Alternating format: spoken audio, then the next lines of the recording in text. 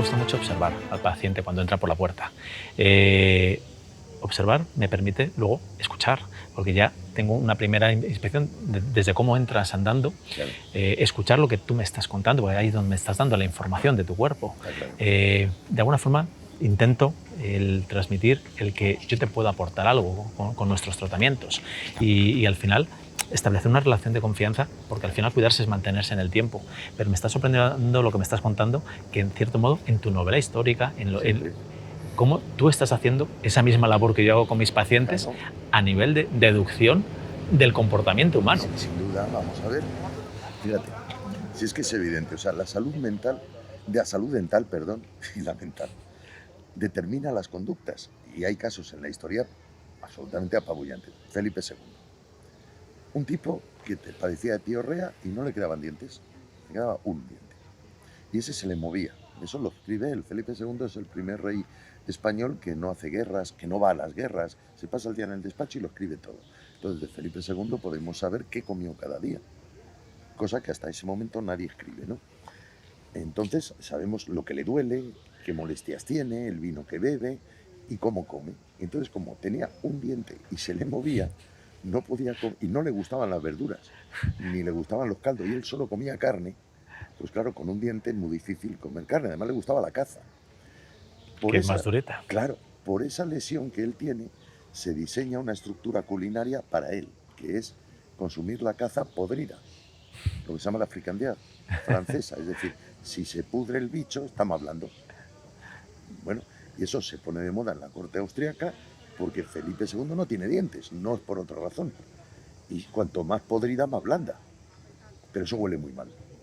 Entonces hay que inventarle una salsa para que el olor no te eche para atrás. Y es lo que se llama la salsa real de los Austria, que lleva todo tipo de especias y componentes para matar el mal olor de la carne putrefacta, que es la última moda en ese momento. Tengamos en cuenta que no hay cubiertos, se pinchan en el trinchero y se come como se puede. Entonces tenía que ser como una baba, claro, que se deshaga. Se deshiciera. Si a esto lo unimos que en el Escorial hace un frío que te mueres en invierno y que cuando él se queda sin ministro, que era Antonio Pérez, tiene que recambiarlo, el Escorial se calentaba con braseros. Braseros donde no se ponía carbón, se ponía picón. Picón es leña de encina, que es también válida para esto. Imagínate la escena. Estamos en 1570, invierno, un frío que te mueres, las habitaciones cerradas, la gente no se duchaba. O sea, piénsate que cuando se hace Versalles no hay baños. 100 años después, cuando se hace Versalles, no se construyen baños. La gente lo hacía en un redondelico de estos y ala, en Versalles. Pues imagínate, en el resto lo que sería. El Escorial 100 años antes. Entonces la gente no se duchaba y olía mal. Las habitaciones no se ventilan, huele mal, el picón huele barbaridad. En ese escenario aparece como candidato al ministerio el cardenal Granvella. El cardenal Granvella era un italiano finísimo que vivía en Roma, que era un tío educadísimo, sanísimo, y claro, le metes ahí y ve el olor de esta tropa. El rey además era miope, no hablaba porque solo le quedaba un diente, y el embajador le dice a Granvella, que era italiano, que dice que quiere que sea su ministro. Este no quería. Y lo sientas delante del rey en ese ambiente pútrido y maloliente, donde al fondo está preparada la comida con la salsa real y la podredumbre de la caza. El mal ambiente, la ducha y ausente, y la miopía del rey que le mira y no habla. ¿Qué me quiere decir? Aceptó el nombramiento por miedo. Si Felipe II no hubiera sido miope y hubiera tenido dientes, a este hombre no lo fichan, no hubieran pasado un montón de cosas. Pero esto es muy común, o sea, es María Luisa de Parma, es... Y todo eso tú lo sacas de leer, observar, con lo cual eso es un poco tu personalidad, ¿no? Porque me refiero, esto es una afición, la escritura para ti, sí. No era tu profesión. No, yo soy arquitecto y profesor y me he dedicado siempre a escribir, unas veces con seudónimo y otras veces ya a pelo, y ahora que me he retirado de todo oficio me dedico solo a escribir y a hacer guiones y estas cosas. ¿Y es una labor compleja? A los que nos gusta la historia, no. Yo dedico las mañanas enteras a hacer fichas y las tardes a escribir, ¿no? Porque yo trabajo un género que en España se usa poco, que es el ensayo novelado. O sea, yo no hago novela histórica, la novela histórica suele ser mentira. Y el ensayo es demasiado denso para que el lector lo aguante. Entonces uso una técnica que se usa en Francia de hacer un ensayo y novelarle, para que el lector no se te caiga y lo aguante, pero le estés contando información veraz. Veraz. Claro, eso te obliga a meterte en archivos y ver cosas que te sorprenden, ya digo, sobre las prácticas dentales.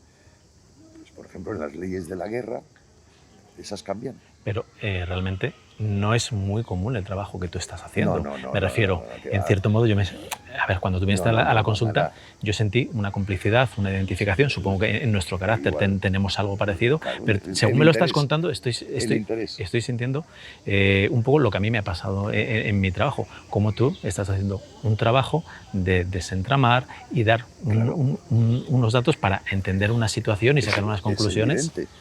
Es que si no, no tienes visión del personaje. O sea, el personaje vive en función de su patología. Es decir, cuando eres cojo, andas torcido. O sea, esto es obvio, ¿no? Y cuando eres albino, te molesta la luz. O sea, entonces tienes que entender lo que le está pasando en las tripas al personaje. Y su patología es determinante en su conducta. O sea, vamos a ver. Juan de Austria era un tío guaperas.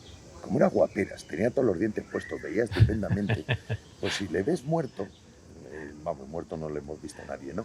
Si ves la tumba que él tiene en el Escorial, en la sección de Príncipes, verás que él está con las manos así, sin guantes.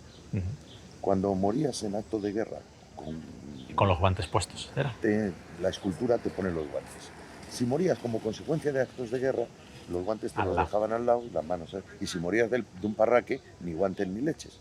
Pero en los dedos te ponían tantos anillos como mujeres legales hubieras tenido. ¿Y cuántos anillos tenía? Él murió soltero y tiene 13 anillos. O sea, que era un tipo guaperas, sin problemas de salud, sin nada. Por lo tanto, toda su política es expansiva. Su hermano, en cambio, Felipe II, es un tipo miope, sin dientes, que tiene artrosis. Entonces su política es constrictiva. Es obvio. Entonces, esa, digamos, casi labor de médica que estás haciendo de la historia, ¿cómo crees que a nivel de la salud hoy en día, cómo ha evolucionado? Porque te acuerdas que alguna vez hemos comentado algunos artículos de antropología de Lieberman que hablan de que nuestra sociedad, que está muy desarrollada, no quiere decir que esté mejor evolucionada o más evolucionada que anteriormente. En el tema de la medicina, ¿cómo consideras que es nuestra sociedad actual? Bueno, es muy curioso. O sea, por ejemplo, en las prácticas de tu oficio, una cosa es la salud y otra cosa es la belleza. Entonces, como hemos cambiado un modelo social de creencias a un modelo social de intereses, la apariencia se convierte en determinante. Lo comentaba antes con tu mujer. Es decir, ahora estoy preparando un guión para una película sobre una novela mía y te ofrecen un casting de chicos y chicas que son todos iguales. Son todos guapos, todos tienen toblerones, ellas miden lo que tienen que medir, son todas rubias. Y si no se los ponen, los toblerones. Ahí está. Y entonces de repente ves que todos tienen la misma dentadura. Es decir, alguien les ha puesto carillas a todos en el mismo sitio y son todas blancas luminosas. Los chicos, si son calvos, se afeitan la cabeza. Es decir, la estética no es la salud. Esto es evidente. El movimiento regeneracionista sobre la salud acontece en el siglo XVIII y además toma una iniciativa española, que es todo el proceso de las vacunaciones y el proceso de las nuevas prácticas andrológicas y ginecológicas, que es cuando se transforma la medicina. El discurso de la estética es un discurso muy reciente y hace a Netflix y a las televisiones, pero no tiene nada que ver. Es decir, cuando yo escucho a alumnos míos que dicen, no, es que tengo dentista hoy, pero ¿cómo vas a tener dentista si tú estás bien? Dicen, no, las carillas. Y dice, si eso no es necesario, salvo que tengas un lío, o sea, presidente de gobierno y te vean los dientes. Nunca entendí por qué Pablo Iglesias no se había arreglado la boca. Es decir, con la de veces que sales en la tele, arréglate la boca, hombre, por la cosa de la estética. En tu caso, pero no nada más. Pero tú, por ejemplo, a nivel personal, ¿cómo te cuidas? Me refiero, yo creo que es una persona que tú, que tú te interesas por cuidarte. Morirse, ¿no? Porque más hoy en día, que vivimos todos muchos más años, ¿tú qué haces para cuidarte? Primero, no tomo grasas, no bebo alcohol. sea, no tomo grasas nunca y no bebo alcohol. Me pierden los hidratos de carbono y tomo muchísima verdura y fruta. Eso como O ingestas. sea que en la corte de Felipe II no tenías fatal, cabida. fatal. O sea, además comían muy mal, es que comían guarrerías. La gente... Una comida en la corte de Carlos III, un almuerzo normal, eran 14 platos.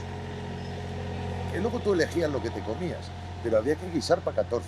Y en la época de Felipe II, como no les pagaban, lo que les sobraba al monarca de comer, Se lo comían ellos. y ese era el sueldo. O sea, pero quiero decir, me alimento muy bien. Ejercicio apenas hago por un problema neurológico que tengo, que no puedo hacerlo.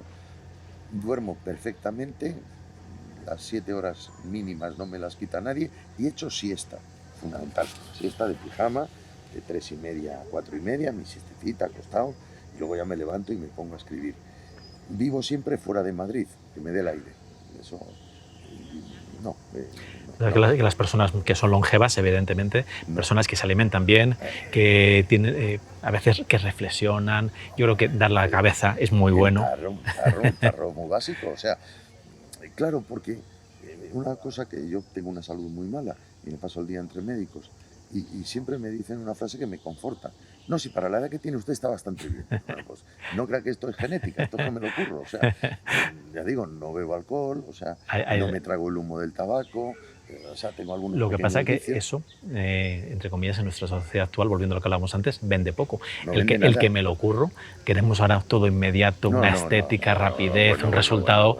Eso no está de moda y nos cuesta a veces a los papás convencerles de que eso debe ser lo que eduquemos a nuestros niños. Mis hijos son un ejemplo de buena gente, precisamente por lo laboriosa que ha sido la educación sobre ellos, incluso a niveles sanitarios.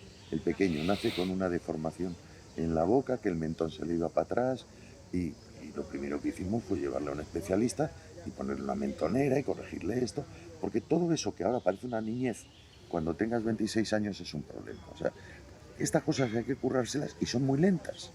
Y hay que entenderlo, es decir, hemos cambiado, como te he dicho, una sociedad de creencias y opiniones por una sociedad de intereses. Es decir, yo tardo en escribir una novela de 3 a 4 años, porque me paso un año investigando sin escribir, otro año haciendo fichas, un tercero escribiendo y un cuarto corrigiendo, y así siempre. Hoy un escritor te lo hace en 6 meses y 2 películas. Quiero decir, es que la inmediatez es mala para la calidad del trabajo. Sí. El tiempo es necesario y que luego es relativamente corto. Un compañero mío el otro día se quiere hacer toda la boca de una vez, porque hay un psicópata que le dice, tú entras por la mañana y te vas por la tarde con todo puesto. Le quitan todo. Dice, pero vamos a ver, nada sucede en un día. Efectivamente. Ni siquiera la creación, que hubo que usar 7. O sea, que si un día esto, el otro día lo otro, el domingo descanso. O sea, nada sucede en un momento. Bueno, pues que haya un colega tuyo, el que sea, que está por la calle y dice, usted entre por la mañana con sus dientes y por la tarde se va con un tinglao que yo le he montado unos tornillicos.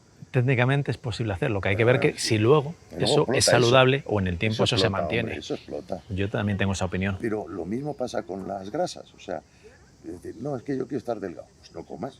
O sea, se empieza no comiendo. Verduritas, poquito ejercicio, cierta higiene, quitas el alcohol. Opción B, me voy a la clínica Mallorca o la que sea y me lo sacan. Yo tengo un compañero mío que se dedica a eso. Pero claro, es que la práctica vuestra, la práctica médica, esto lo escribe muy bien Iván Illich en un librito que se llama La Némesis Médica. La práctica médica es quizá de las más afectadas por el nuevo orden económico. Pasan cosas, por ejemplo, en ginecología. Caso real. Compañero de mi edad, ginecólogo, somos amigos desde la infancia, es buen tío, pero me cuenta el último negocio que tiene montado. El último negocio es que pareja mayor, 40 y tantos años él, 38 años ella. Ella vive en Los Ángeles, trabajando, y él en Düsseldorf. Están casados, quieren tener hijos, pero le viene mal. Entonces, MRV tiene un servicio que te envía el esperma, o sea, especial. Exacto. El de Düsseldorf, lo deja en un tarrico y se lo mandan a mi amiguete en una clínica aquí en Madrid. Y eso lo congelan y esa leche. Luego ella, cuando viene, le sacan unos cuantos óvulos de esos suyos y entonces luego lo arrejuntan, o no sé si lo arrejuntan, y lo guardan. Entonces, cuando les venga bien, dentro de 6 años o 7 años, pues localizan a una señora sudamericana o ucraniana que haga de madre gestante y le ponen, y estos han tenido un hijo. Bueno, pues a mí eso me parece una barbaridad. Pero Un poco en contra del sentido común o de la naturaleza. Es decir, si tú no puedes tener hijos, pues entiendo que la práctica médica entre a ayudarte a ese asunto. Ahora, que vosotros, los profesionales de la salud, pero claro, es que este tampoco es el dueño de su negocio es de un fondo de inversiones que trabaja en no sé cuántos países y funcionan por franquicias. Es donde más se ha infectado la... Sí, yo al final tomé, como te decía antes, una decisión de no querer crecer. Yo sigo teniendo un local pequeño. Hemos crecido en personas porque necesitamos esas manos para poder dar el servicio que queremos hacer. Somos 11 personas en un espacio pequeño, pero al final no quiero perder esa esencia de la que tú hablas. Yo me he sentido identificado cuando has dicho lo del tiempo.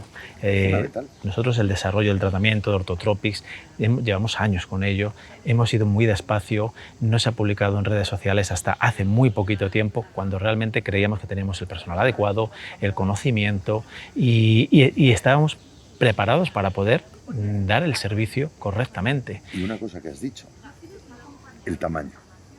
Es decir, ahora hay fábricas de cosas, o sea, las franquicias. Lo mismo te arreglan los dientes, que te curan la próstata, que te adelgazan. Yo cuando era arquitecto, y he sido un arquitecto importante, yo tenía una boutique. O sea, yo tuve 15 empleados toda mi vida. No menos, nunca más. Porque tenía una boutique, hacía cosas muy difíciles, con mucho cuidado, y que eran laboriosas. Porque yo no quería fabricar viviendas al despacho, como hacían los arquitectos que ganaban más dinero que yo, evidentemente. A mí no me ha ido mal, pero yo siempre he tenido una organización muy profesionalizada, muy pequeña, y que trabajaba a la medida de clientes especiales. Yo hacía una boutique. Es decir, al final, así, o sea, si quieres escuchar un poquito al cuerpo, quieres ser contemplativo, observar, esperar qué hace la naturaleza, yo entiendo que tiene que ser de esta forma. Pero a mí me llevó tiempo entenderlo. Me dijo el otro día tu secretaria, bueno, venga usted en noviembre a ver cómo va eso del hueso. Me parece lo normal, qué menos que esperar a noviembre. En cambio, mi pobre amigo ese, creo que va mañana y le van a hacer de todo. Ya le he dicho, digo, mira, pregúntale si tienen para la estatura, porque 6 centímetros te vendrían bien. Luego, como ya te sonará, a ver si en el paquete te meten la próstata con el rayo verde y sales niquelado de allí, como si fueras Robocop. O sea, pero que la medicina ya ha llegado a eso. Sí. La verdad pero claro, la medicina, la literatura, la televisión... vivimos muy equivocadamente muchas cosas. Es decir, que un escritor cuando tiene éxito venda 5.000, 6.000, 7.000 ejemplares y cuando una tertuliana de esas, de cuyo nombre, como diría Cervantes, no quiero acordarme, escribe sus reflexiones y opiniones, vende 150.000 ejemplares, algo indica que está mal este país. O sea, es decir, hay una ley económica que funciona en todos los ámbitos de los negocios. Es que la mala moneda echa del mercado a la buena, siempre. Y la buena se esconde. Sí. Entonces, pues, en la práctica médica lo estoy viendo. Es decir, hay médicos especialistas en el balón gástrico. Es decir, ¿por qué no deja usted de comer? O sea, deja usted de comer mal. Si pensáramos y reflexionáramos un poquito más de las cosas que han pasado anteriormente, seguramente no nos equivocaríamos en lo mismo. Pero si es que pasa siempre, es decir, mira, los tratamientos urológicos del siglo XVIII. Había una cosa que se llamaba la triaca, que no servía para nada, pero era como la purga Benito. La triaca se la daban a todo enfermo de cualquier cosa que no supieran cómo se curaba. Se hacía con restos de serpiente, cal, bueno, nada, gilipollas. Bien. Pero los árabes sabían tratar las venéreas con un procedimiento lento. Y las venéreas se curaban en el siglo XVIII con un tratamiento de un año y medio. Gonorrea y sífilis. Bueno, pues los médicos franceses descubrieron que pringándote de mercurio se te quitaban los síntomas y parecía la enfermedad curada. No, luego te morías porque entraba la fase secundaria y terciaria y así murió Nietzsche, por ejemplo, que parece que no tenía nada pero tiene una sífilis de caballo. Es decir, la inmediatez en la cura, que fueron los tratamientos de mercurio, lo único que hacían es esconder los síntomas que seguían desarrollándose y cuando explotaban ya era con locura cerebral, pues, en fin. En cambio, los árabes, que para esto eran más juiciosos porque no lo vendían, pues te daban un tratamiento a base de hierbas y no sé qué, y una higiene y una profilaxis, y duraba pues 1 o 2 años. Eso pasó en el 18. Y veo que sigue pasando. Siguen pasando las ¿sabes mismas que sigue cosas. pasando? Tómese usted esto, que esto en 2 tardes le ha puesto usted más alto. Pues no, hombre, no. Para hacer más alto, el único mejor invento que hay es el potro inquisitorial. Te tumban en el potro, estiran y hasta que aguanten las articulaciones. Es la única. Lo demás son mierdas. Y con los dientes pasa igual. O sea, vamos a ver, si el diente te lo quitan, como ya bien sabes que se ha hecho siempre, y ahora ya no duele. Pero ese no es el problema. El problema de la boca es que es el lugar por el que hablas, el lugar por el que te expresas y el lugar que recoge toda tu conducta. Y viceversa a la inversa. Lo que te pasa aquí te va a la conducta. Un compañero mío no habla porque le da vergüenza enseñar los dientes. Pero lleva así 30 años, ya no va a hablar aunque le pongan los dientes bien. Entonces ya se ha quedado así. Es decir, la boca, es una frase ridícula, ¿no? Pero la boca es el espejo del alma. Sí. Es decir, la sonrisa, la tristeza, todo eso se ve aquí. Bueno, pues cuídatelo, lávatelo, date un chorrito, pásatela el hilo, estas tonterías que hay que hacer, pero que es lo mismo que no tomes alcohol, no te pongas ciego de heroína, que esas cosas no son buenas, cosas elementales que están en el buen vivir. Y tiempo para todo. O sea, el tiempo es muy importante. Tiempo para todo. O sea, y bueno, tener... Proust se pasó toda la vida. Bueno, las grandes obras han tardado años en escribirse. Es decir, ¿cuánto tardó Joyce en escribir el Ulises? No lo sabe ni él. Y el tiempo perdido de Proust es toda una vida para escribir eso. Es decir, nada sale... Sí, dedicó una vida para escribirlo. Claro, si es que esto de lo que hacen las factorías americanas, Grisham y todas estas tropas, ¿no? Cada 2 meses una novela, pero es Reverte, o sea, cada 2 meses una ala triste. Esto es más despacio. Yo al final voy llegando a la conclusión, digo, que como que todas las energías de una persona al final te permiten aportar una cosita, a lo mejor, a la humanidad. Es decir, mi pequeña aportación, toda mi vida se resumirá en si yo soy capaz de dar una aportación. Levísima. Es decir, ¿qué queda después de nosotros? Lo que otros recuerdan. ¿Y qué es lo que otros recuerdan? No tus cosas, sino tus cosas en él. Es decir, esto de que dicen el recuerdo. Pues, tú no te acuerdas de nada que no te haya concernido. Es decir, ¿quién recuerda a Felipe II? Nadie, porque tú no has tenido tratos con Felipe II. Pues ya está. Y si te recuerdas de tu padre, porque tenías tratos con él. Pero, es decir, la presencia en el recuerdo es por la injerencia en tu vida. Los tratamientos son eso. Es decir, yo recuerdo en mi iconostasio de memoria a un médico de mi infancia, don Eulogio Irigaray Rincón, que se habrá muerto hace 1000 años. Pero nunca me he olvidado de él, porque me curó la tuberculosis a los 10 años, me daba libros para leer y me dejaba robarle peras del jardín. Es decir, él tenía conmigo 3 interactuaciones. Me enseñó el hábito de la lectura, me permitía robarle peras y me curó una tuberculosis. Eso era un médico. Y estuvimos así 5 años, ¿eh? No creas que fue unas pastillas que te vas a casa. Bueno, pues se me ha quedado porque interactuó conmigo. Me acuerdo de él. De los demás médicos, pues no. Es decir, es muy importante que lo que hace que te recuerden es el daño o el bien que has hecho en otros. O sea, cuando eres un canalla también se van a acordar de ti. Pero no por tus maldades a otros, sino por lo que me toca. Cuéntame, ya por terminar, y no extendernos, porque tu tiempo es tan importante. No, que va, yo soy un jubilado. La anécdota de lo de Peñaranda, que me encantó el día que me la contaste. Es muy bueno, o sea, pero sí que además es muy celebrado. María Luisa de Parma, la mujer de Carlos IV, entonces todavía no era rey, era el infante, el príncipe de Asturias, pues como todas, en cada parto se les iban 3 dientes. Luego cogían una pío rey y se les iban todos los dientes. Entonces, en la corte francesa y en la corte española, en ese momento la corte francesa es imperial, es Napoleón, pues no tenía dientes casi nadie. Entonces, las damas de posibles se hacían una cosa que se llamaban ensaladas. Es decir, cogían brillantes, rubíes, esmeraldas, de todos los colores, y cada piedra era un diente. Entonces, claro, una mujer muy rica tenía una ensalada aquí, pues estos 2 brillantes, 3 esmeraldas, un rubí, 2 perlas, pero claro, eran de muy mal gusto, pero eran muy ricos, o sea, eso lo comías muy mal, eran armaduras metálicas que encajaban. Y María Luisa de Parma tenía unas dentaduras castañetas se llamaban entonces, tenían de las de lujo a las fiestas, que hacías y no podías comer ni nada, a los brillantes, y luego tenían 2 de hueso natural de marfil filipino.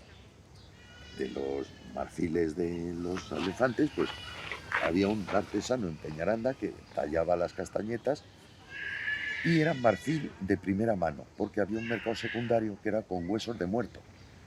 O sea, como entonces se mataba mucho la gente, el bien más preciado de un muerto eran sus dientes. Se arrancaban con un alicate y se guardaban y se vendían.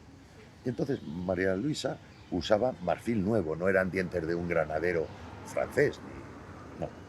Y cuando la mujer de Napoleón la ve en Bayona, cuando está exiliada, que tiene unos dientes que parecen de verdad, le pregunta que de dónde han sacado esto. Serán de muerto, claro. Dice, no, me los hacen a medida con marfil filipino, un amigo mío que de Peñaranda de Bracamonte, y ya está. ¿Me puedes cargar una para mí? Como eran unos alambrillos, luego se ajustaban, o sea, eran industriales, por decirlo así. Entonces Napoleón recibe el encargo de la pesada de Josefina. Joder, otra vez, ahora está con lo de los dientes. Estaban invadiendo España, ¿eh? Entonces el que llevaba el negociado de invadir España era su cuñado, el general Murat. Oye, mira, Murat, cuñado mío, me dice mi mujer, que también es cuñada tuya, que en fin, que vea que estás en España invadiéndoles, pues te vas a un pueblo que se llama Peñaranda de Bracamonte y hay un artesano que hace unos dientes estupendos, que le traigas un par de juegos para Josefina. Este es el encargo. Pero claro, Murat tampoco bajaba a la guerra, se lo llevaba el general de Villiers. Oye, mira, de Villiers, que es que me ha dicho Napoleón que te diga que hay allí en España, en un sitio que se llama Peñaranda Bracamonte, que hay... Bueno, no te preocupes, Murat, que eso lo arreglo yo.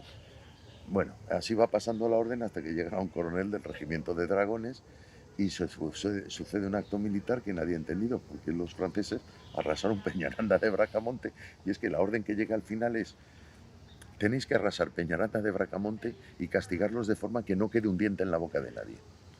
Y los franceses arrasan Peñaranda de Bracamonte y las castañetas suben de precio.